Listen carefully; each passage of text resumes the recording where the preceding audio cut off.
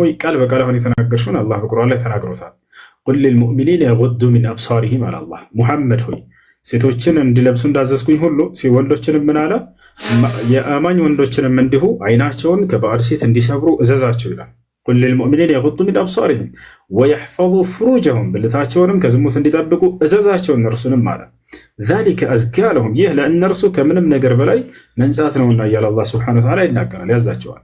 ሐታ ሰላም ማለት እንዳትሉ ብሎ ወንዶችን ይከለክላል። ነቢዩ ሰለላሁ ዐለይሂ ወሰለም ሐዲስ ላይ ኢኒ ላ ኡሳፊሑ ኒሳ አሉ፣ እኔ ባዕድ ሴትን አልነካም አልጨብጥምና እንዳትጨብጡ እያሉ ተናገሩ ማለት ነው። ነገር ግን ትኩረት የሚያደርገው ወንድ ልጅ በተፈጥሮ አይተሽ ከሆነ ሴት ልጅን ከውበቷ እንትን እንድትገታና እንድትቀንስ ወደ ውጭ በምትወጣ ጊዜ ያደረገው ለምን መሰለሽ? እንደ ሎጂክ አንዳንዴ እንደ መንጥቅ እንደሆነ በአረብኛ ወደ እሱ ልምጣ። ወንድ ልጅ አይተሽ ከሆነ የሚማረከው ከሴት ልጅ ከንግግሯ ይልቅ ከስራዋ ይልቅ ከላይ በምታሳያቸው ገጽታዎች ነው፣ በውበቷ ይማረካል። ሴት ልጅ ደግሞ በተቃራኒው ነች። ወንድ ልጅ ላይ ከውበቱ ይልቅ ወንድ ልጅ ተቆነጃጅቶ ቢሄድ ምናምን ሴት ልጅ እንዳውም ያስጠላታል አይደል ሴቶች። ነገር ግን የምትማረከው ብዙ ጊዜ በስብዕና ነው። ገብቷቸዋል አይደለ? በንግግሮች ነው ወይም ደግሞ በስራዎች ነው። አይታቸዋል ሴቶች ሲማረኩ ጊዜ ይሄ ወንድ ምን ያክል እንደው ምንኛ መልካም ነው የፈለገ ይህል ማስተር ሊሆን ነገር ግን ከውበቱ ይልቅ የሚማረካቸው ምንድነው? ስራው ወይንም ደግሞ የሚናገረው ንግግር፣ መልካም አስተሳሰቡ። ይሄ ልጅ እንዳው ምናምን ነው። ለዚህም ነው ቆንጂዬ ተብሎ የታሰቡ የሰፈር ልጆች ምናምን እዚህ ግባ የማይባል ማስጠያ ወንድ አግብተው ሲመጡ ታያላችሁ። ውበቱ አይደለም ያቺ ሴት የማረካት ነገር ግን የእርሱ ስራው ነው። የእርሱ መልካምነቱን የሆነ መልካምነቱን አይታ ነው። ሴት ልጅ ደግሞ በዚህ ተቃራኒ ነው። ማነው ወንድ ልጅ ይቅርታ የፈለገ መልካም ትናገር፣ ሴት ልጅ ምን ትበል እሱ አይደለም የሚያሳስበው፣ ብቻ ውብ ትሁን፣ ቁመናዋ ያማረ ይሁን። ለዚህ ነው አምላክ አላህ ሱብሓነሁ ወተዓላ ከሴቶች ላይ እንዲህ የውበት መገለጫዎቻቸውን በወንዶች ስር ሄደው እንትን እንዳይሉ ያዘዛቸው። ገብቷቸዋል አይደል? ወንድ ልጅ በዛ ተማርኮ ቶሎ የሚወድቅ ስለሆነ ማለት ነው። ሴት ልጅ ደግሞ በውበት አይደለም ትማለ። ለዚህ ነው ገብቷል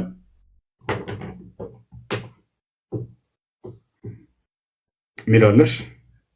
እሺ በጣም አመሰግናለሁ። አንድ የመጨረሻ ጥያቄ ስለ ጂሃድ ጀስት ፖይንት በሂስትሪ ላይ የተማርነው ጂሃድ እና ሪል ኢስላሚክ የሚያስተምረው ጂሃድ ልዩነቱን ማወቅ ፈልጋለሁ እና የምር በማስረጃ ማለት ነው። ለወጋችሁ ነበር ጎራዳ አጣሁኝ ልጆች፣ በደሊል ነው። እሺ ጥሩ ጥያቄ ነው። በመጀመሪያ ከቃሉ እንነሳ እና ስርዓቱስ ምንድን ነው የሚለውን እናያለን። ጂሃድ ለምን ተደነገገ የሚለውን እናያለን። ጂሃድ ማለት ትግል ማለት ነው። ትግል ብሎ ማለት ሊታገልሽ የሚመጣ አካል ጋር ከራስሽ ለመከላከል ብለሽ የምታደርጊው ትግል ማለት ነው። አይታችኋል ሪንግ ምናምን እንደዚህ ቦክስ ምናምን ሊጣላህ ይመጣል ሊጎዳህ፣ አንተ ራስህን እየተከላከልክ ጉዳት እንዳይደርስብህ ታጠቃለህ። እሱ ጂሃድ ይባላል። አይታችኋል። በኢስላም ታዲያ ጂሃድ የሚባለው ነገር ሙስሊሞች ሊያጠቃቸው፣ ሊገድላቸው፣ ሊዋጋቸው የሚመጣን አካል ከራሳቸው ለመከላከል የሚያደርጉት የሆነ ከራስ የመከላከል ስርዓት ጂሃድ ይባላል። ጂሃድ ይባላል። አላህ ስብሐነሁ ወተዓላ ማንን መዋጋት እንዳለብን ጂሃድ ማድረግ እንዳለብን ደንግጓል። አማኝ ማነው? ከሃዲያኖች ለሁለት ይከፈላሉ።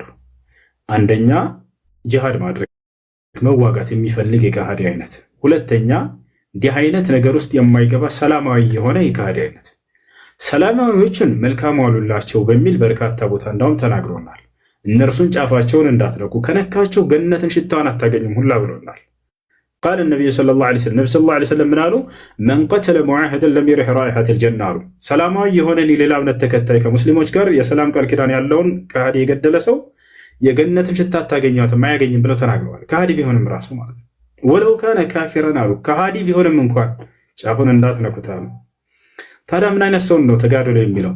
ወቃቲሉ ፊ ሰቢልላህ አለዚነ ዩቃቲሉነኩም አላህ። እነዚያን በሃይማኖታቸው ምክንያት የሚጋደሏቸውን የሌላ እምነት ተከታይ ተጋደሏቸዋል።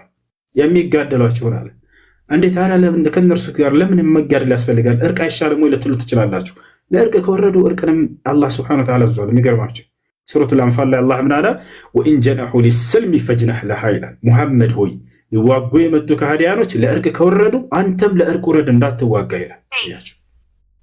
አንተም ለእርቅ ውረድ። ፈመስተቃሙ ለኩም ፈስተቂሙ ለሁም አለ። ሙሐመድ ሆይ እነዚህ ከሃዲያኖች ቀጥ እስካሉላቸው ድረስ እናንተም ቀጥ በሉላቸው፣ በሰላም ኑሩ አለ። ጭራሽ ጂሃድን አትመኙ አሉ ነቢ ሰለላሁ ዐለይሂ ወሰለም። ሐዲስ ላይ ምን አሉ? ቃለ ነቢዩ ሰለላሁ ዐለይሂ ወሰለም ላ ተተመነው ሊቃአ አልዐዱው ወሰሉላህ አልዓፊያ ፈኢዛ ለቂቱሙሁም ፈስቢሩ ፈኢነል ጀነተ ተሕተ ዚላል ሲዩፍ። ነቢ ሰለላሁ ዐለይሂ ወሰለም ምን አሉ? ከጠላት ጋር ተገናኝታችሁ መፋለምን መጋደልን እንዳትመኙት አሉ። ቃል በቃል እንዳትመኙት። በቃ አይኖር፣ ይሄ ነገር በጭንቅላታችሁ እንዳይኖር ራሱ። ታዲያ ምን እንመኝ? ይልቁንስ በመካከላችሁ በእናንተ በእነርሱ መካከል ሰላም እንዲሰፍን ጸልዩ አሉ። ሰላም ነው የሚፈልገው ኢስላም። ሰላም እንዲሰፍን በመካከላችሁ ጸልዩ። ታዲያስ ነገር ግን ጦር ሜዳ ላይ ካገኛችኋቸው ሊዋጓቸው ከመጡስ የዛኔ ጽኑ፣ ወደኋላ እንዳትለዋል። አይሻርልም? ሊዋጉ ከመጡ እኛ እስክስታ እየመታን አንጠብቃቸውን የዛኔ ወይም ደግሞ ጽጌረዳ አበባ አንጥፈን ምናምን ነው ግደሉና ላ ከራስ መከላከል ግድ ይላል። አየሽ። ነገር ግን እኛ ከአስለ ከመሰረቱ እንዳትመኙት ተብለናል። እንዳውም በእናንተ መካከል አላህ ሰላም እንዲያሰፍን ጸልዩ አሉ ነብዩ ሰለላሁ ዐለይሂ ወሰለም። ያ ስለዚህ ጂሃድ የሚባለው ነገር የተደነገገው ሊያጠቁን ከሚመጡ ከሃዲያኖች ከራሳችን ለመከላከል የተደነገገ ድንጋጌ ነው። አላህ ሱብሓነሁ ወተዓላ ታዲያ ይህን ያደረገው ከመቼ ጀምሮ ነው የሚለው ነው ላብራራላችሁ። ያልጠየቃችሁን እኔ እየጠየቅኩኝ ማለት ነው እንድትረዱ ዘንድ። ጂሃድ ከአደም ጀምሮ እስከ ሙሳ ዘመን ድረስ የለም ነበር። ታውቃላችሁ? ይሄን ከአደም ጀምሮ እስከ ሙሳ ዓለይሂ ሰላም ዘመን ድረስ ጂሃድ የለም። ታዲያ ምን ነበር ለከሃዲያኖች መቅጫው? መቅሰፍት የሚባል ነገር ነበር። ይቀሰፋሉ። ኖህ ህዝቦቹ ባመፁ ጊዜ ጂሃድ አድርግ አላለውም አላህ። ኖህ ሆይ መርከብን ስራና በጀልባ ላይ አስቀምጣቸው፣ እኔ እነዚህን እቀስፋለሁ። ከሃዲያኖችን ተቀሰፉ። ሁድ ባመፁ ጊዜ ህዝቦቹ ሁድ ሆይ እኔ እነዚህን ህዝቦች በአውሎ ንፋስ እቀስፋለሁኝ፣ አንተና ህዝቦችን አድናሃለሁ። ሷሊሕ ሆይ አንተንና አማኞችን አድናችኋለሁኝ፣ እነዚያን የካዱትን ደግሞ በመልአክ ድምፅ እቀስፋቸዋለሁ። አያቸዋል። በዚህ መልኩ ሆነ። የመጨረሻው ተቀሳፊ ማነው? ፈርዖን ነው። ፈርዖንን ልክ ከቀሰፈ በኋላ አላህ ሱብሓነሁ ወተዓላ በዚያ በማለት በውሃው ካሰመጠው በኋላ ምን አደረገ? አላህ ለሙሳ ዓለይሂ ሰላም ኦሪትን ተውራትን ሰጠው። በተውራት ላይ በኢንጂል ላይ በቁርአን ላይ ከዚህ በኋላ ደግሞ መቅሰፍት ቀረ። በቃ ራሳችሁ አማኞች ሊያጠቋቸው የሚመጡትን ተከላከሉ ተባሉ። ከዚያ በኋላ ነው ጂሃድ የተደነገገው። ማስረጃ ቃለ ሱብሓነሁ ወተዓላ ፊ ሱረት ተውባ ኢነላህ አሽተራ ሚነል ሙእሚኒነ አንፉሰሁም ወአምዋለሁም ቢአነ ለሁሙል ጀነህ ዩቃቲሉነ ፊ ሰቢሊላሂ ፈየቅትሉነ ወዩቅተሉን ወዕደን ዐለይሂ ሐቀን ፊ ተውራት ወልኢንጂል ወልቁርአን። በሶስቶቹ መጽሐፍቶች ላይ ነው የታዘዘው። ታዲያ ዒሳ ለምን አልተዋጋም? ዒሳ ዓለይሂ ሰላም ለምን አልተዋጋም? ምክንያቱም ለጂሃድ መስፈርቶች አሉት። ለጂሃድ መስፈርቶች ዒሳ ዓለይሂ ሰላም ጥቂት ጊዜ ነበር ያስተማሩት። 3 ዓመት ነው በምድር ላይ ያስተማሩ ዒሳ። በዚህ ባስተማራ ጊዜ ተከታዮቹ ያን ያክል አልነበሩ። 12 ተከታዮች ነበር ያፈራው። በትክክል እነዚህ ናቸው ይበልጥ ትምህርቱን ትኩረት አድርገው ሲከታተሉ የነበሩት፣ በደንብ ሲከተሉት የነበሩት የዒሳ ዓለይሂ ሰላም ተከታዮች። እነዚህ 12ቱን ከህዝብ ከሰራዊት ጋር ተዋጉ ብሎ ማለት አይቻልም። አቅማቸው የሚመጣጠንም አይደለም። ገብታችኋል አይደል? ለዚህ ነው እንጂ ዒሳ ዓለይሂ ሰላም እነዛን ከሃዲያኖች መፋለም አቅቶት አይደለም። ታዲያ ምን አደረገለት አላህ? በእርሱ ላይ ያሰቡበትን ሴራና ተንኮል ጂሃድ እንዳደርግ ካልታዘዘ ከተባለ አዳነው፣ ወሰደው። ዒሳን ሊገድሉት በመጡበት ጊዜ አላህ ሱብሓነሁ ወተዓላ ከመካከላቸው ነጥቆ ወሰደው። ዒሳን ነገረው ቀድሞ፣ ዒሳ ሆይ እነዚህ ከሃዲያኖች አንተን ለመግደል እያሴሩ ነው አሉ። ወመከሩ ወመከረላህ ወላሁ ኸይሩል ማኪሪን። መሲሁንም ለመግደል አሴሩበት፣ አደሙበት እነዛ ፈሪሳውያኖች። ከዚህ አላህ ሱብሓነሁ ወተዓላ ምን አለ? እኔም ተንኮላቸውንና ሴራቸውን ላከሽፍባቸው ወሰንኩኝ። እኔ ከተንኮለኞችና ከሴረኞች ሁሉ በላይ ነኝና እበልጣቸዋለሁ እነሱን አለ። ካሰቡት ተንኮልና ሴራ በላይ አላህ ሱብሓነሁ ወተዓላ የማዳኑን ስራ በመሲሁ ላይ ሰራ። ዒሳን ምን አለው ታዲያ? ኢዝ ቃለ አላሁ ያ ዒሳ ኢኒ ሙተወፊከ ወራፊዑከ ኢለየ ወሙጠሂሩከ ሚነ ለዚነ ከፈሩ አለው። አንተ ዒሳ ሆይ እኔ አንተን ልወስድህ ነው፣ ወደ እኔም ላነሳህ ነው፣ ከነዚያ ከካዱትም ላድነህ ነው አለው። አዳነው፣ ወሰደው ወደ ሰማይ። አያችኋል? ይህን ይመስላል። እና ጂሃድ ማለት እርሱ ነው። ታዲያ ጂሃድ የሚባለው ነገር መቼ ነው የተጀመረው? በነቢ ሰለላሁ ዐለይሂ ወሰለም ጊዜ ራሱ ብላችሁ ካያችሁ የሚገርምሽ ነቢ ሰለላሁ ዐለይሂ ወሰለም በ40 ዓመታቸው ነቢይ የሆኑ በ63 ዓመታቸው የነብይነት አገልግሎታቸው አለቀ። ከዚህ ዓለም ተሰናበቱ። የስንት ዓመት ጊዜ ነበራቸው የነብይነታቸው አገልግሎት ጊዜ? 23 ዓመት ነበረ። መካና መዲና ላይ ነበር ነቢ ሰለላሁ ዐለይሂ ወሰለም ሲያስተምሩ የነበሩት። መካ ላይ የመጀመሪያ ያስተምሩት ጊዜያቸው ነበር ነቢይ ተደርገው። በዚያ ላይ ለ13 ዓመት ያክል አስተምረዋል። መዲና ላይ ደግሞ 10 ዓመት። የሚገርምሽ መካ ላይ በጣም ከባድ ግፍና መከራን በጣም ከባባድ ቻለንጆችን አሳልፈዋል።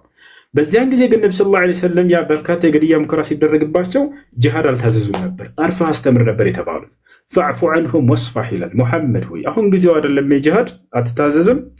ፈዕፉ ዐንሁም ወስፋሕ ይቅር በላቸው እለፋቸው፣ ዝም ብለህ አስተምር። አለም ተረ ኢለ ለዚነ ቂለ ለሁም ኩፉ አይዲየኩም ወአቂሙ ሰላተ ወአቱ ዘካ፣ እጃችሁን አጠጥፋችሁ ሶላትን ስገዱ፣ ዘካን በአግባቡ ስጡ፣ ትእዛዛቶችን ፈጽሙ እንጂ በፍጹም እንዳትዋጉ ብሎ አላህ ቃል በቃል ከልክሏቸው ነበር።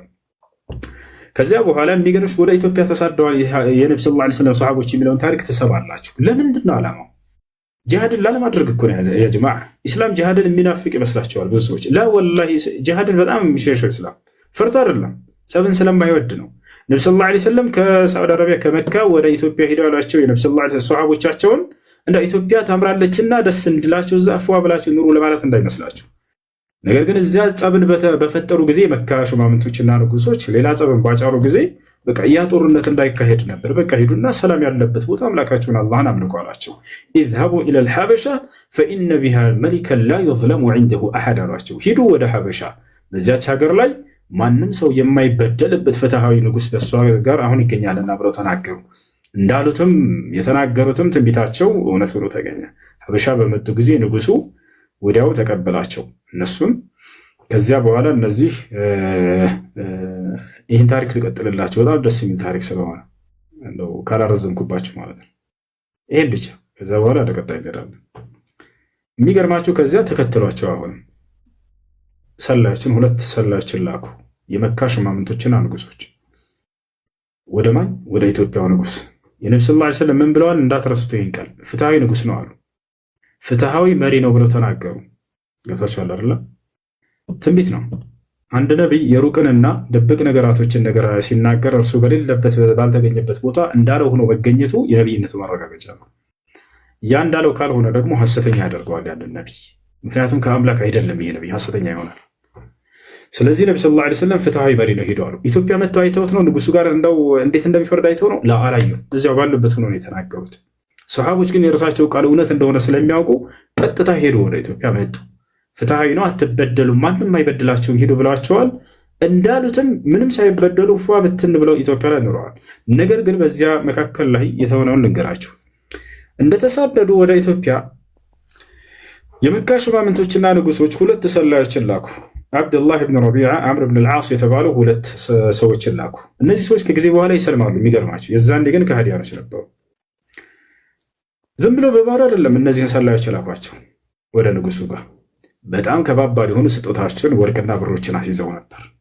ቀጥታ ይህን ስጦትና ለሀበሻው ንጉስ ሙስና፣ ከዛ በኋላ እነዚህን ልጆች ያሳለፈ ስጠን ብላችሁ የሀገራችን ልጆች ናቸው አምፀውብን ነው ክፉ ነገር አድርገው ነው ብላችሁ ተቀብላችሁ አምጡ ብሏቸዋል።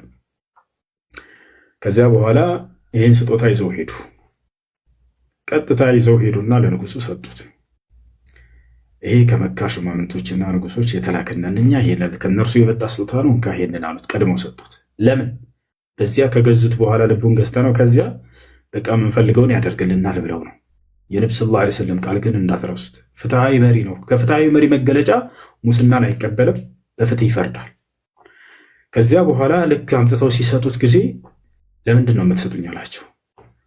በአንተ ሀገር ከተሳደው የመጡ ከሀገራችን አምልጠው የመጡ ሸሽተው የመጡ ጥፋትን ያደረጉ አዲስ መንገድን የፈጠሩ አዲስ ሃይማኖትን አባቶቻችን ቅድመ አያቶቻችን የማያውቁትን ያንን ስላደረጉ ነው በቃ እነሱን አሳልፈን እንድሰጠን ነው አሉ። ከዚያ በኋላ ምን አለ? የፍትሃዊ መሪ መገለጫ አንደኛው ምንድን ነው? ከሁለቱም ጎን ሳይሰማ አይፈርድም። ወዲያው ነጃሺ ምን አለ? ይሄ እናንተ ንግግር ነው አላቸው። ነገር ግን ከእነርሱ እስካልሰማ ድረስ በፍጹም አልፈርድላቸውም አላቸው። ይህን ገንዘብህንም ያዘው ለእኔ ምንም አይሰራልኝም አለው። ተመልከቱ የነብዩ ሰለላሁ ዐለይሂ ወሰለም ንግግር። ከዚያ በኋላ ጥሩልኝ አለ ነጃሺ። እንዳለ ተሳደው የመጡት ሰሃቦች ከንጉሱ ቤት ገቡ። ከነጃሺ ቤት ከቤተ መንግስት ገቡ። ለምን መጣችሁ ሀገሬ ላይ ብሎ ጠይቃቸው። እኛስ የመጣ ነው ነቢዩ ሙሐመድ ሰለላሁ ዐለይሂ ወሰለም ወደ ሀበሻ ሄዱ። በዛች ሀገር ላይ ማንም ሰው የማይበደልበት ፍትሃዊ መሪ ይኖራል አለ ብለውን ነው ለዚህ ነው የመጣ ነው አለው።